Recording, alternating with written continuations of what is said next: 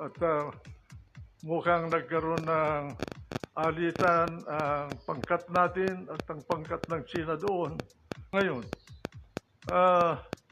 sinabi ni Trillanes na nagpunta siya sa China at kinausap niya yung mga namumuno sa China tungkol doon sa bagay na sa problema na yun.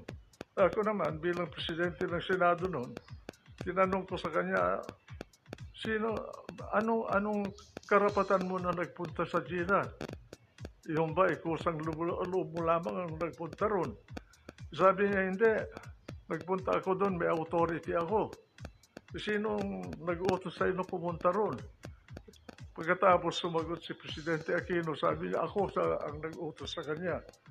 Maliwanag sa sagot niya na alam niya na ang tungkol sa report ko sa Back Channel Talks at alam din niya na si Pinoy mismo ang nagtalaga sa